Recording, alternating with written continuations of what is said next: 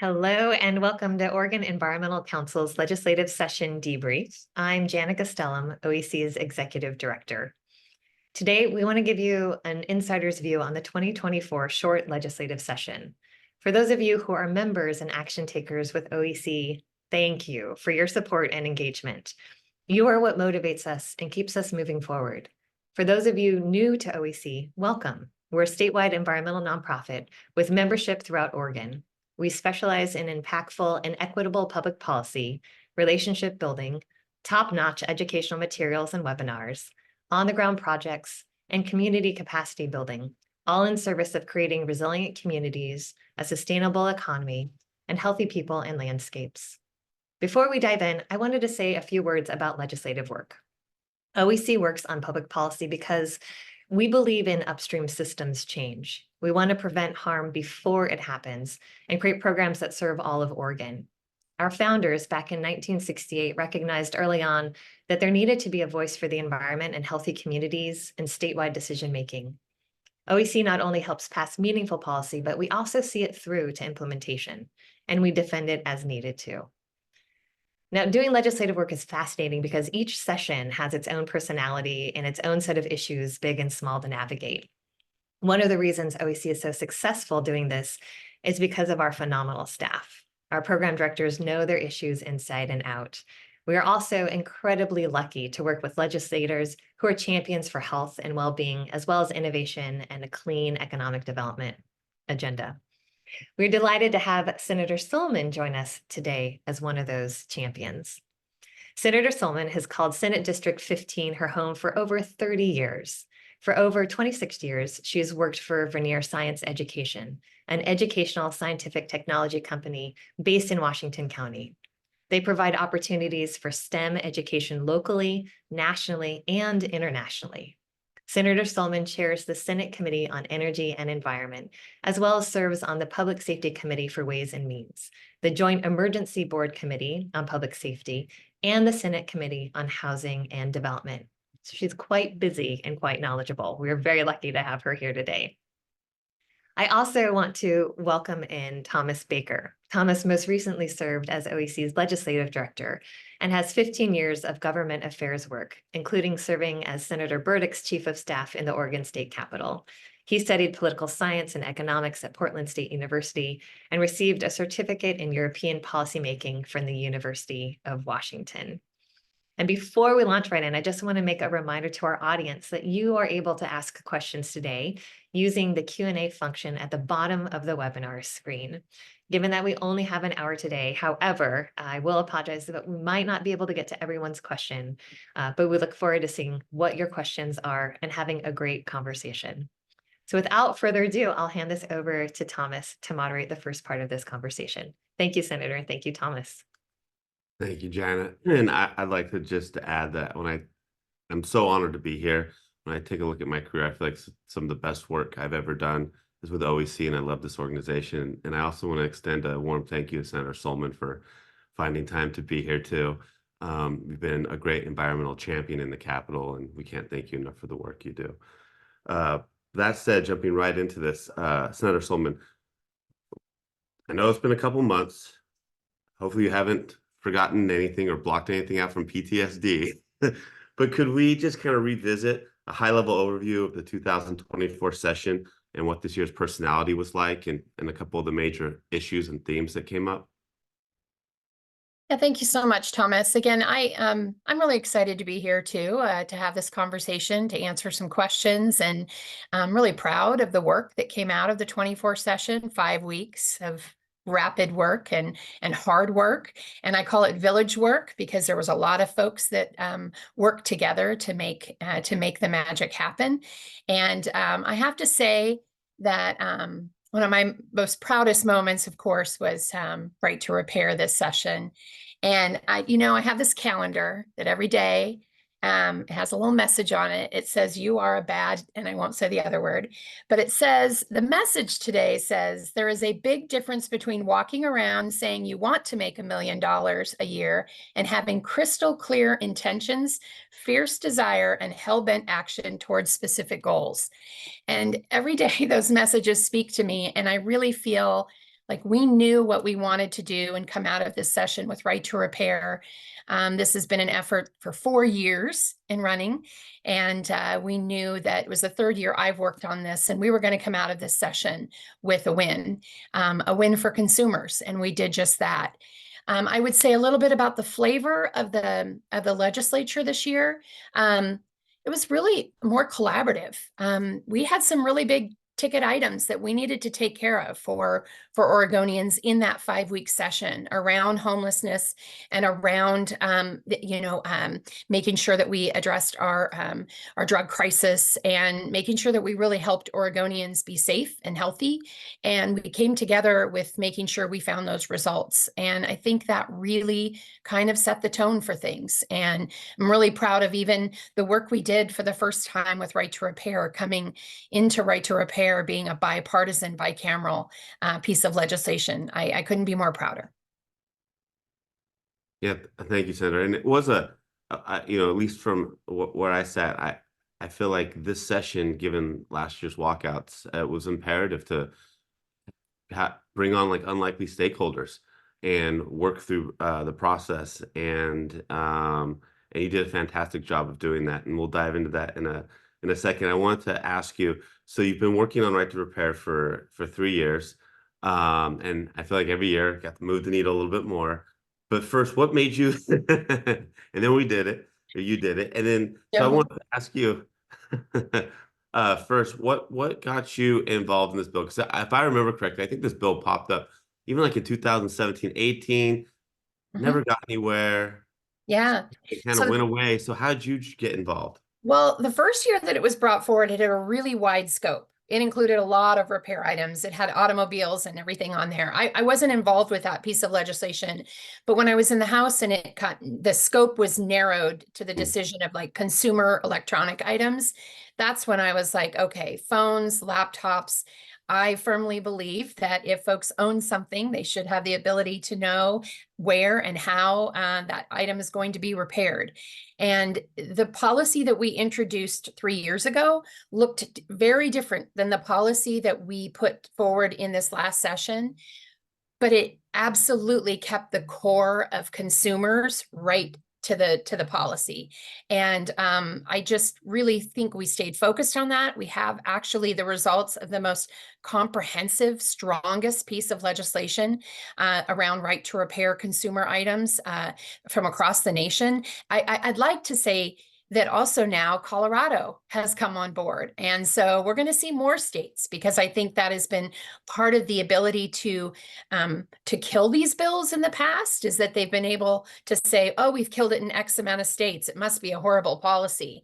But I think, again, my little message earlier, we just had fierce determination and working with Representative Courtney Neron in the House, working with your members, working with you, working with Osberg and industry. We had, I invited all industry to the table, whether they approved of it or whether they did not. And we really wanted to try to craft something that was still going to keep that consumer focus. And Google got on board.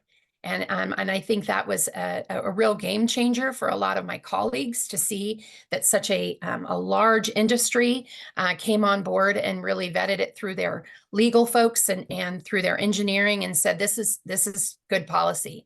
And I think that was a good way to bring folks on board. But again, this is village work. We all came together and did this and advocated for it, and very proud. And Senator, on that point, and I got to a front row seat to watch you work through this bill with a wide range of stakeholders and watch some of the changes that were made, and many of them were like really good changes, actually. Can you talk about, for those who don't get to do this day in, day out, like the importance of process and bringing people together, and maybe some of the changes you felt like you made the bill better, but still also at its core protected consumers and stuck true to the core tenets of the bill? Absolutely. I mean, we saw the work that was happening across the states, right? And we saw it happening in New York, and then we saw it happening in Minnesota, and we were like getting excited and saying, okay, who's next? And, Colorado had passed right to repair for wheelchairs and for tractors. And now they're on for consumer electronics as well. But we really looked at, when California passed their bill, we then took that policy and really kind of just set it out and put that table together of folks and said, let's look at the policy. I don't want to completely throw away 542, which was the bill we worked on last year in 23. But I want to see how we can incorporate some of these changes that came in the California policy and actually put that into the Oregon's policy.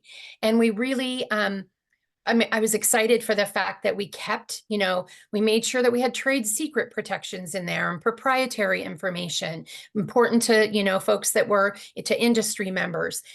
We made sure that we looked at, again, keeping that consumer focus. We wanted to make sure ultimately that not only the consumers had this ability to have their items repaired, but where then promoted small business here in Oregon.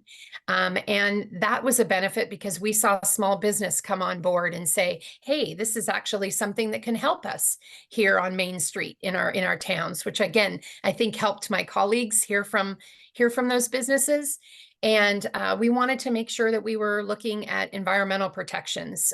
So much resource is put into these, say, just the phones, right? Our cell phones, 80% of the energy expelled is just in the manufacturing from the phone. And we know that there's 170 computer chips in our phones. We need to make sure that we're carefully not making this a disposable world, and that we're making this a world where people can then repair their items and keep them longer, and therefore saving resources. So I think we really took that from so many different angles that we were able to bring people together and address those issues. And then one thing that we absolutely were not going to bend on was the parts pairing. That was something that was removed from the California version of the bill. That their language that they removed was the language from last year, from our bill. It changed in this bill only to say, we don't want you to slow down people's phones. We don't want you to send erroneous messages that make people think something is wrong with their phone if they repair it. And we want independent dealers to be involved in this process. And we stayed firm on that. And Google backed that up. They supported that as well. And I think that made a difference. That was probably our most difficult fight. But I will say, for a company such as Apple, who historically would not provide testimony in public, would not provide written material, would not do any of that, all of a sudden felt a little forced to show up. And so they came and gave testimony, and then had to defend why they felt that language should be removed. And ultimately, I think, with a bipartisan effort that we had, we prevailed, that we wanted to make sure that consumers had that ability to still have their phones fixed and whatnot. So that was an important issue. Yeah, absolutely. And this kind of work it's very nuanced. You think, like, when you come in this, like, yeah, we should all have our phones. Like, I want to be able to take my phone and anybody should be able to fix it. But you don't realize, like, all the various things like IP protections and certain concerns industry had that were valid. And then at the same time, having to find out like which concerns not so much were valid, like on how this could be done without having to do some of the parts pairing. And for those members watching, people in the audience, could you talk just a little bit about, they might not understand what parts pairing is, Yeah. just what that means and how you worked on that. Yeah. Well, I'll give you just a real visual, right? You have two brand new iPhones and you swap the screens on those iPhones. And in the past, well, even currently right now, you may get messages on your iPhone saying, your phone is malfunctioning. There is an unknown part on this phone, warning. But they're absolutely original Apple parts. We just swap them to a different phone. And so what a parts pairing does is it serializes the parts so that only on this phone does it have these parts on it. And it really makes repair difficult because you may have a broken screen and you may want to just, hey, I want to fix the screen because everything else on my phone works. And it really does inhibit that, that repair process. And we wanted to make sure that we addressed it we're not telling people or telling companies and manufacturers that they can't parts pair, because they can, but they can't, because Google does, but what they do is they put those downloads on the computer or on an app. And then once you get your phone repaired, you then can go on and then sync the new part and your phone together, and off you go.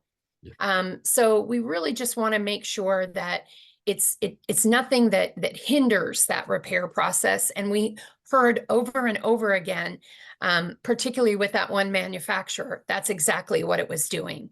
And it was either forcing someone to very expensive repair, or it was making them go to a brand new phone, which added to the waste. And then also added to consumer, being affected by how much it was going to cost them. 36 more easy payments. Right? Exactly. Yeah. I mean, I think oftentimes I'm kind of going through this with my phone now. It's like the cost to fix it through Apple versus buying a new phone. It's like you just end up wanting to buy the new phone, and then your other phone, where it ends up, it becomes trash, it's waste. And again, all the energy used in manufacturing. So thanks for that. Could you just, and I probably should have led with this question, just for those who are not so familiar with right to repair, just kind of, if I came in not knowing about this, hey, how has my life changed today? Like, could you give just a highlight of when the law takes effect and what it covers and how this will impact my life? Perfect. It's so this particular right to repair, Senate Bill 1596, really has to do with small appliances. It has to do with your laptops, your printers, your desktop computers, your cell phones. That was the big one, and making sure that people had the ability to. So currently, some of the companies only have you go to themselves or to their authorized dealers, which can be very expensive for consumers. This bill will allow you to, it kind of opens that market up a bit and says, if you offer repair out there on a product and you're only offering it to your company, like say an Apple store or an authorized dealer, a big box authorized dealer, you now have to open that up to an independent small store, a Hyperion that fixes, a product. And so they need to now send that documentation to them to be able to figure out how to fix your screen on your phone. And so that you can go, because for the consumer, it's probably more, more affordable way for you to go to an independent dealer, or that you might even be able to feel compelled to fix it yourself. And just making sure that we have good parts that are in those cell phones and in your computers that will continue to have, your product continuing to work well. And so that's really what this bill is about. And just to give you some timeline information, because that's, how it kind of goes through. So the bill actually takes effect July 1 of 2025. And so it will then, that's when it first goes into effect. And it will mean that cell phones, will be from July 1 in 2021 and newer. Those are the cell phones that are covered in this bill. And the other products, the laptops and the printers and household appliances, those will be July 1 of 2015. And the reason we went back to 2015 is because when we talked to independent stores or repair folks, they said, on average, it's about 10 years, the stuff that comes back that needs to be repaired. So that's kind of where we took that knowledge from. My dad was an appliance repair person, and he made sure that he was in there working on folks' products and fixing them and not having to purchase new. So this was why it was really important for me for the household appliances as well. So those are the two dates of the bill officially coming into effect January 1 of 2025. And then there's the enforcement piece of it, right? So the enforcement will have December of 2025, DOJ will come back and they're going to talk about any activity that they've received on their consumer hotline regarding right to repair. and they're going to come back and report that to us. And then the enforcement from the Attorney General begins in July 1 of 2027. And so you kind of have to put those timelines in place so that it gives manufacturers opportunity. It gives us time for us to put information together and education. And then, and really the timelines were important to folks. So that's how we place those. Thank you. Well, Senator, you also worked on some other things. I'm wondering if real quickly, and I'm looking at the clock here. Okay. I want to make sure to also get to PFAS and the bottle bill. Could you talk a little bit about your work on the Committee of Housing and Development and the housing package that came out, specifically around there was a nice win there for healthy homes, which was a great climate win. I wonder if you could just offer us a little bit of insight there. Yeah, I can. Yeah, I certainly can talk a little bit about healthy homes. An incredibly proud piece of legislation there, $15 million for repair. Now, what's kind of just take you a little back. I have community conversations all through from the areas that I represent, Forest Grove, Cornelius, Hillsborough, and the Rock Creek area of Washington County.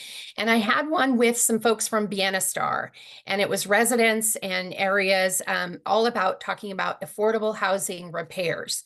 And so they were very appreciative of living in affordable housing, but they were very super concerned because they were starting to see some of the disrepair that was happening, whether it was a roof or whether it was siding or whether it was windows.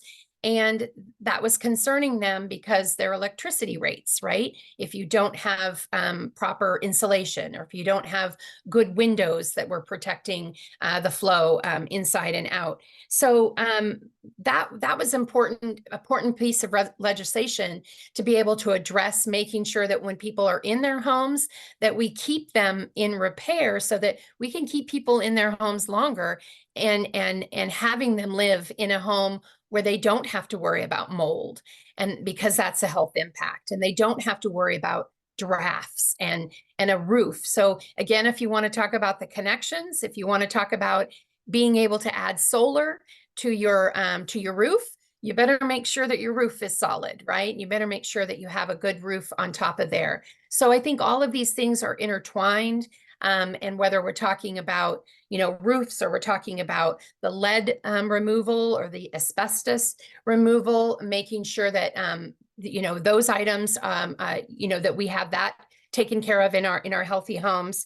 That was what was incredibly important about that bill. And I really tied that back to what I heard from committee members, community members. And I will say a little bit, do you want me to address the PFAS and foodware and? Yeah, we'll move on. So just thank you on your housing. Yeah, I'll jump to that. Just thank you. I know that there was when we talk about building homes and new homes, I appreciate that you're a legislator that applies that environmental filter about how we're approaching this conversation. Thanks for your work there. But yeah, let's jump into. I was hoping we could do a little preview on future work. You have a PFAS group coming out, a bottle bill. Yeah, so anywhere you want to start on that. Okay, well, I'll talk a little bit about what we passed out, which becomes in effect in 2025, is banning of the takeout containers, the polystyrene. We know that they contain PFAS. We know that they have health issues, health impacts, not only to the people who are consuming the foods within that packaging, but also when the waste happens, right?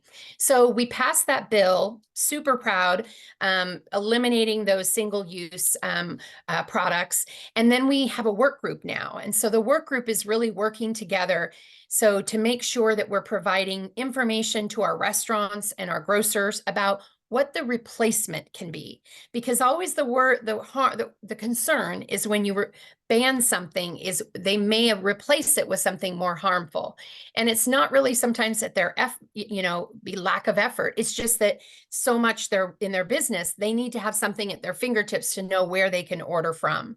So we're really working with Surfrider, who has kind of conducted a nationwide policy or a pamphlet of information. And we're looking at really organizing that and making it an Oregon-based product catalog that we can give to folks. And I'm really proud of that work as well, and making sure that we're knowing the health impacts, but we're also helping businesses make better choices in what they replace it with. So that work group is still happening. Then we have the bottle bill issues. Currently, Senate Bill 582, which is the modernization bill for our recycling modernization bill, hadn't been modernized in 40 years. It has really, the strongest part of this is our EPR, the extender producer responsibility, and really making sure that the waste that is created will no longer be on the backs of Oregonians in such a way, because currently we take in the product, we buy it, and then we fill our garbage cans, and then our garbage rates are increasing. So what we need to do is kind of flip that script, and we need to put that on the actual producer of the waste and say, if you're creating such waste, then you're going to need to pay a little bit into our system. And through that, we're going to develop some recycling redemption centers. We're going to create information so that we give Oregonians where they can recycle things. And if you reduce your waste, then you won't have to pay as much into the system because you're using recycled products or, and such. So that we are currently in a conversation about spirits and wine bottles, whether they come into they're currently in the EPR system, will they come into the bottle bill? And so those are two separate conversations that we're having in a work group. And that we're calling it a materials management work group because we don't know if they'll be able to come into the bottle bill. We're still trying to work all of that out. And so that's what's happening right now. And then as far as other conversations around PFAS is I've heard about, I know that Representative Helm is very passionate about looking at making sure that we're figuring out how we can reduce those impacts in our water system. I know that when I stayed and have visited with firefighters, they know and understand the impacts to their health with this. So it's very important to them as well. And so I'm very encouraged to figure out how we can look and address those issues coming up in the future. Awesome. Well, thank you. Yeah, no shortage of things for you to work on.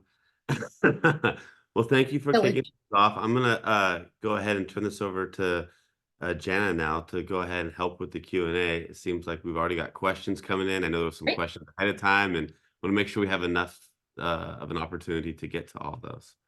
Well, great. First of all, thank you again, Senator Sollman, for your incredible leadership on right to repair. And I mean, it is one that we cared about because it touches energy and toxics and waste streams and economic justice, as you noted. And so we really appreciated that it had support from rural parts of the state as well, and that it was a strong bipartisan bill. So thank you again for that. As we enter into Q&A, Thomas, I hope that you will also jump in, and I may make a little bit of commentary as well, because there's a real strong breadth of issues that people follow and track. And so we want to continue to have this be a good conversation.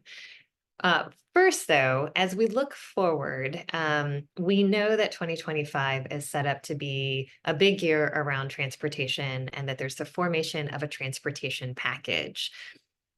We were around in 2017 for the last transportation package. And one of the things that was notable is that really for the first time ever, it did a couple of things. It created a statewide stable funding source for transit. And we know that having multimodal options is really important for a lot of people around the state, including people who can't drive. And there are at least 25 to 30% of people in Oregon who can't. We also know that the climate crisis is intensifying, and so making sure that we have lower carbon options is really critical. And so in 2017, there was also the creation of the EV rebate fund. So as we move forward into a 2025 conversation, we're just curious about kind of what environmental values or what kind of programming you also hope to see included in the 2025 package, knowing that you don't sit on the transportation committee, but we know that you continue to be a thought leader in these spaces too. Yeah, thank you so much. I would say that I think exactly what you touched on is making sure that as we're looking at electrification, like how we're supporting those that are purchasing new EVs, how are we making sure that we're having a good charging network and supporting that, and how are we making sure that we're still taking care of our roads, right? The balance of that, because we rely so heavily on that gasoline tax and such. So what are we doing to make sure that we're still maintaining those roads? I think I spoke to Representative McLean, and Representative McLean and Senator Gorsuch are co-chairs in this transportation work. And really, I want to just be really clear too, is that there's no already kind of penciled out, this is what we're going to look at here for 2025. It's really going to be set out by what they're hearing in this 12-stop roadshow across Oregon. And they're going to go to all different corners of Oregon, including they're going to have one in Portland with the Street Trust. And they're going to have a conversation there with a panel of speakers. They want to make sure that when they're visiting Bend and they're visiting Ontario or wherever those areas, I'm not exactly sure if those are the cities there, but the area, that they're hearing about infrastructure and transportation needs that aren't just about Portland Metro, right? Because that seems to get a lot of attention. But what are we doing to make sure that we're connecting all of those areas so that Oregonians can rely on receiving their goods and rely on getting from here and there? And then, so they're taking that roadshow. They're also going to have a Zoom opportunity at the very end. I think she said it was going to be like early September, where they're going to open it up and have a remote testimony for folks to come in September and talk about if they miss their stop in their area, they can still come to that and share what their concerns are. But I think, making sure that we really talk about a balance of that, where the values are and what we need to make sure that we're looking at, and knowing, and as long as we also have those conversations about what the solutions are, because I think that's what's going to be really helpful to those making decisions, if we can really talk about that in a full circle. And I know that Representative McLean, when I spoke, she said, hey, I'm all for coming and talking to the group about this. So, or anybody, they're working with their vice chairs on this as well. So we'll put in a plug. Stay tuned, audience. We will likely have an upcoming transportation focused webinar in the not too distant future. A couple of questions have come in about bills that didn't pass, and I'm going to kind of bundle them together a little bit. One was the Clean Tech Leadership Bill, which was an OEC priority and one we care deeply about for really setting the state up for clean economic development going forward. The other was a PFAS and biosolids study bill, and both of them had price tags attached. It takes money and resources to set up funds, to do studies, et cetera. Mm-hmm. I wonder if you could talk just a little bit about the budget dynamics this last session, and then, any advice for navigating environmental priorities through Ways and Means processes. Yeah, I appreciate that. It's hard. It's kind of a hard one because when it flows through and goes through the committee and then it sits in Ways and Means, people are like, well, it's just sitting there waiting for a check. The issue is that of the process and how lengthy it is, because there's only a certain amount of money that presiding and co-chairs work on, that they know that they have to spend in a session. And then there's also all the behind the scenes work from LFO that has to go through every single bill, not just the ones that, the ones that maybe are in policy, but are going to have an LFO aspect, they have to do all the back work on that as well. And so it does boil down to sometimes a lack of staffing concern and time. I have a personal belief, might not be popular to many, but in a 5-week session, we do have a bill limit of 2 bills. And in a 5-week session, when you think of 90 members and you think of some committees and the governor has a few, that's a lot of bills to happen in a 5-week session. But in the long session, in the 6-month session, it's unlimited.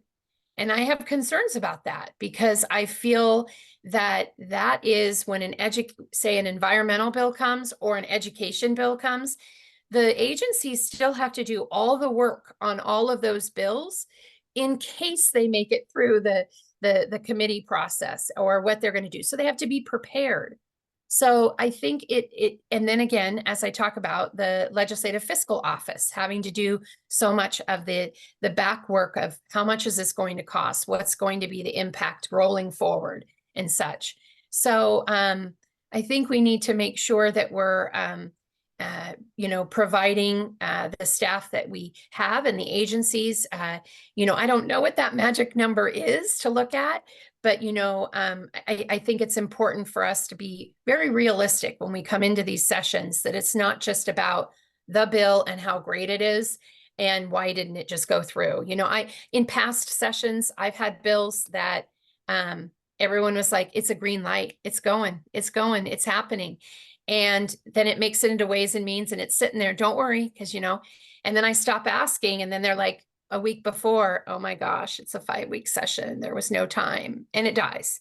And so it was funny. It was kind of a running joke with folks about the right to repair, because I was a bit tenacious about it. I was like on it and wanted to just really remind people about this bill. And it didn't even go through Ways and Means process, but I just didn't want to have it being lost anywhere. And so it's a lot of work to follow that bill through. And those were incredibly important ones that I think just managed to get, overshadowed by another need.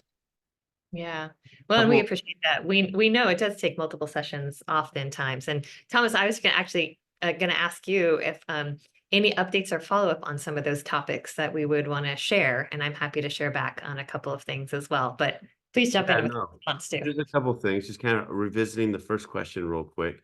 First, I want to note that Senator Sollman was a champion for both of those bills, was a sponsor on the Clean Technology Leadership Bill. And I remember you having conversations with all of your colleagues on Ways and Means about it, and same with the biosolid bill. And I will note, for those who don't follow the legislative process too closely, and Senator Sollman, you kind of hinted at this, is the short session is 5 weeks, and it's also more of a budget rebalancing session. So there's a lot less money to work with. And I think, to the legislature's credit, it was about after housing and addiction, everything else, it was like $100 million left for about $1 billion in requests.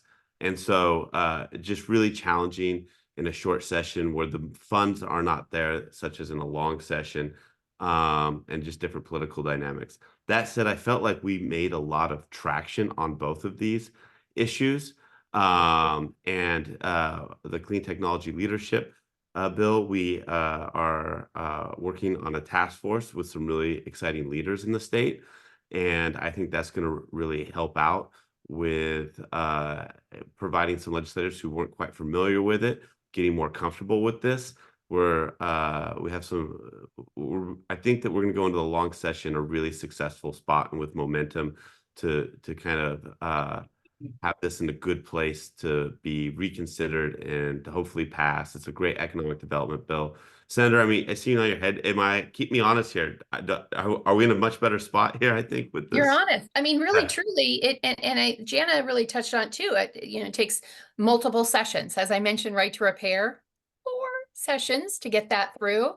And we can go back. But also, there is an incredibly bipartisan group, the Water Caucus, right? And they have been led by Representative Helm and Representative Owens, looking at the PFAS issues, looking at the water issues. They're getting ready to do some tours, some local tours. They're going to be here in Hillsborough shortly and looking and doing a tour. And so, you have legislators in this interim that are looking at these issues and gearing themselves up for that next session. And again, I it sounds quirky and whatnot to call it village work, but that's what it is. It's so many folks coming together, the advocates, these legislators, the area residents and needs, and coming forward to address the issues. So I look forward, if I can make a plug, to how important it is for us to go to these other areas.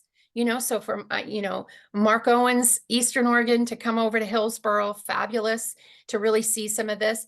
But also, I'm going to go to Eastern Oregon Summit. They have the summit that's going to take place that's going to have real issues that they're facing as well as successes. And I will say one of my most favorite moments was sitting in that audience and having Senator Hansel and Representative Smith talk about how much we do in a bipartisan fashion that it doesn't get necessarily noticed. And you almost could hear the collective gasp.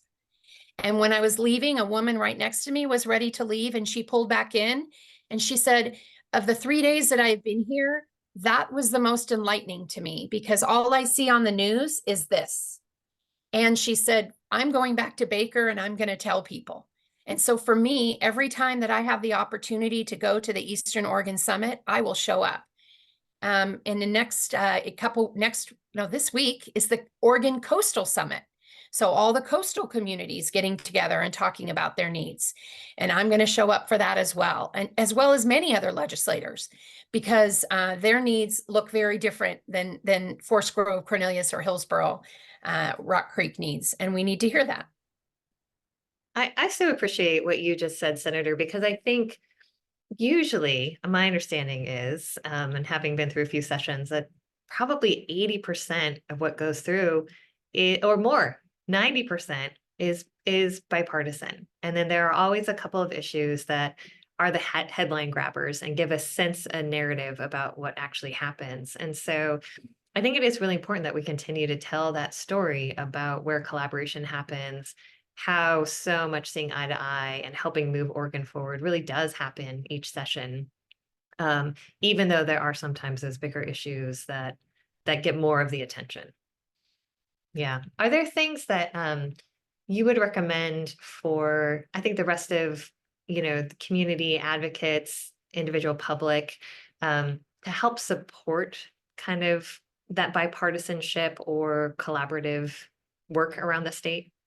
Yeah, I mean, it sounds easy to say just show up, right? But I also think it's important to show up in areas that you're not necessarily at your comfort zone, right? You may need to go out if you're worried about a water issue. You may need to kind of figure out, how are you listening to the water issues of Eastern Oregon? How are you listening to all of those other aspects?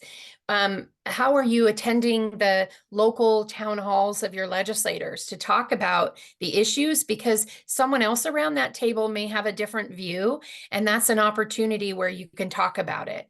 How are you making sure that you're, I think one of the silver linings of what we've gone through with the pandemic is access to government, like to the ability that you don't have to get in your car and miss work, find childcare, find gas money to travel all across the state to give 2 minutes of testimony. You now can just, with a simple click, join and be part of the conversation, just like many of your viewers and folks that are taking part today. They might be from all parts of our state.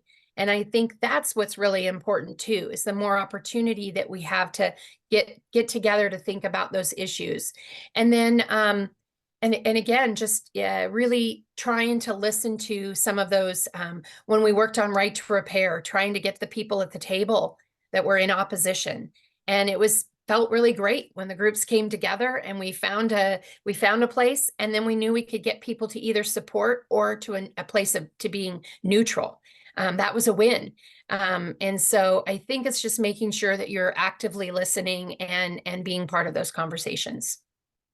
Yeah, we really appreciate that. And I just will follow up a little bit on the PFAS and biosolids. So this was an idea, the bill, and I'm aware that sometimes we speak in acronyms and jargon, so I'll try to explain this one just a little bit more.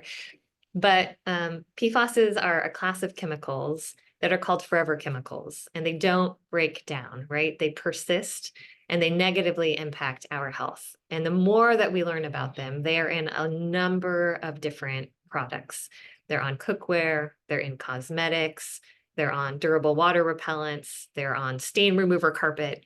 And so as a society, we're kind of wrapping our arms around just exactly how big this problem is. And of course, we want to think about how to prevent upstream damage and prevent it from entering the environment and our bodies. So I think that will be an ongoing conversation. And there is some existing PFAS in our water and in our wastewater streams. And so one of the bills was to really say, let's try and trace that as it moves from water out onto the landscape, and let's see what we can learn about it.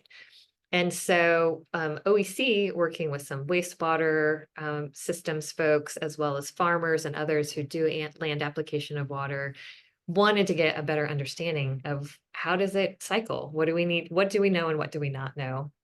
And unfortunately, dollars for that study weren't able to go through the legislative session for the many reasons that you outlined. We've been excited and pleased to see that there may also be some EPA and federal funding dollars available to start to assess and do some of that analytical work.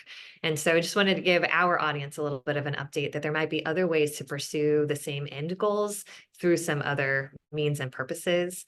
But we do want to continue the conversation about that upstream conversation. And we know many, many states and the EPA are starting to really address this. And so Oregon is not alone in this conversation. And we're always looking for kind of best practices from other states as well.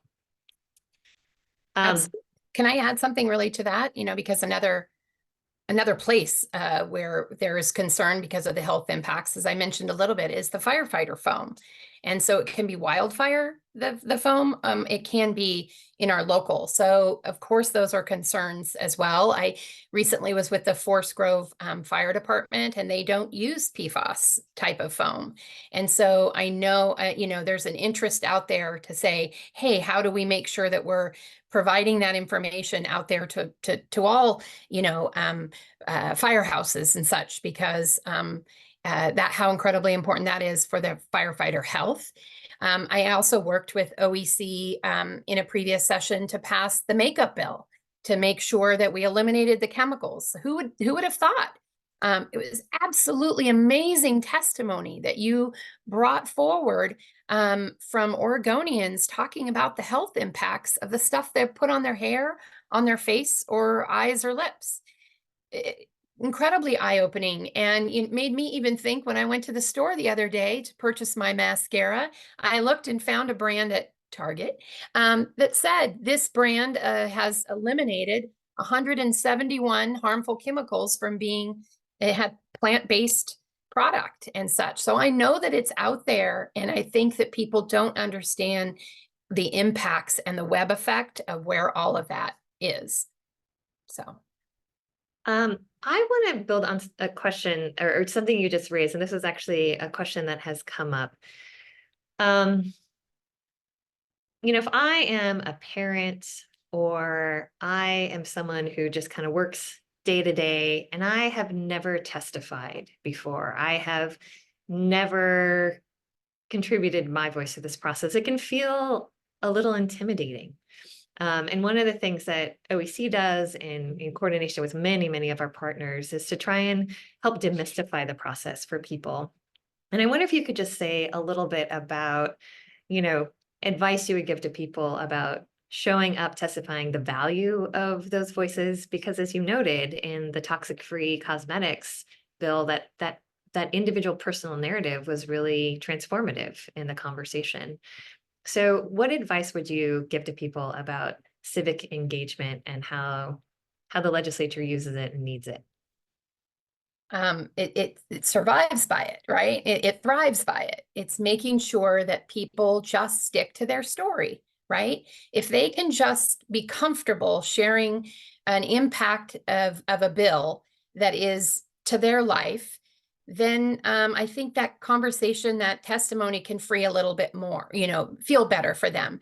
Because if they feel so intimidated, they have to bring a bunch of facts and figures and science and research and what, they don't have to do that, because it's a real mix of people who testify. We actually have, we'll have scientists who actually then will testify.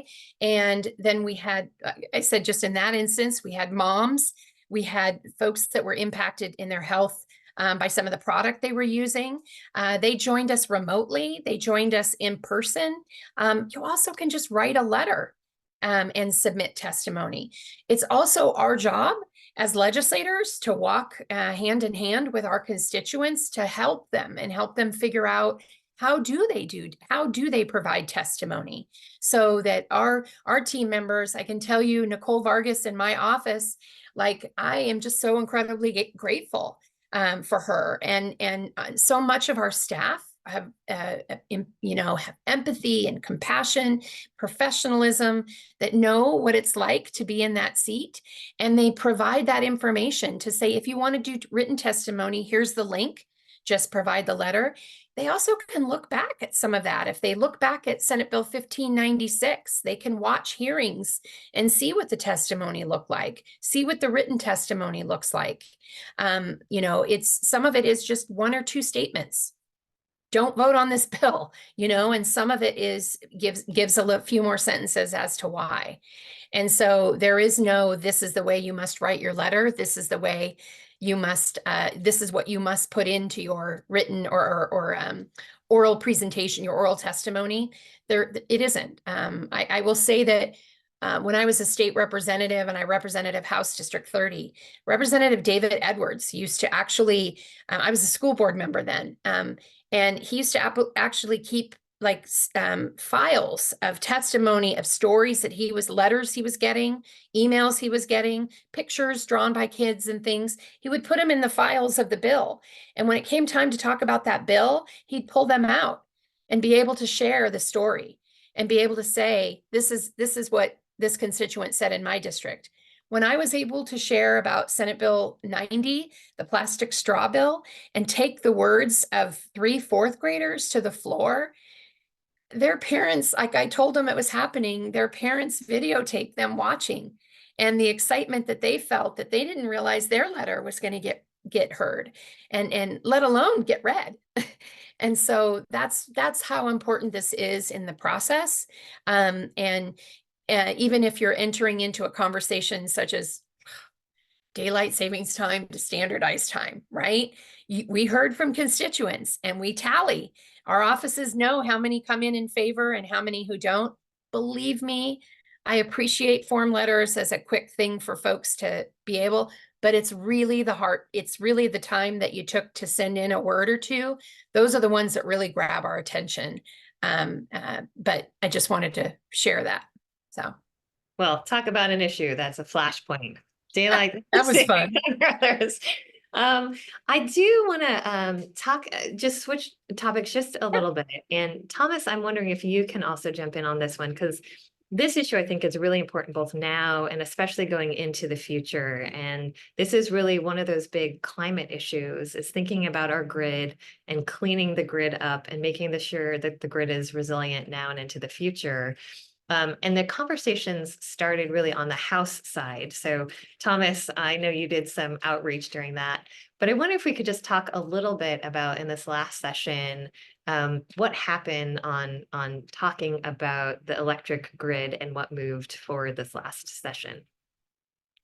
Yeah, I'm happy to kick this off, and Senator, please jump in with any other commentary you have. But, so there's several things that happened. I think in a nutshell, look, we are in a spot where our grid is almost at capacity at any given day, especially when there's extreme weather events, right? It's we've become real close to going over what the limit is. And so there's several ways to go about this. I've seen, I'm going to try and answer this in a way in questions I've seen brought up. There's siting issues. It's not so much about, hey, do we have the resources or money to build out infrastructure? It's more like, where can we build this infrastructure? Where can we run these transmission lines? In one area in Eastern Oregon, it's taken almost 20 years to get a transmission line ran. And, for many reasons, there's good reasons. There's a lot of conservation, questions that come into play. And then in other times, it's more of, maybe arguably some NIMBYism and ways to tie things up in the legal system. So I think we're starting to have more nuanced conversations about what that looks like. I know that we had one conversation start on the House side about that and moved over to the Senate side, but I think that those conversations need just a little bit more that we need to dive into. It was a short session, 5 weeks, and I think they're complicated conversations. We had conversations around battery storage, and this also came down to a siting thing. It was more just making it more feasible to have more battery storage available and changing up siting on that. And that was able to pass through. And then, we're taking a look now offshore, and there's a task force looking at what could be done there. And then also not only like what's available, where can we put stuff to collect offshore energy, but how do we get it back onto the grid? And so now we have a task force in place after this legislative session to address that. Senator, do you have anything to kind of add there? I mean, it's a multifaceted, very nuanced conversation. I'd say that one of the bills that I'm very excited about is for the Department of Energy and the energy strategy. It's really them doing a reporting to really look at Oregon and the needs out to the future, what we currently have and what we're going to need, the projected, and really having kind of a playbook, so to speak.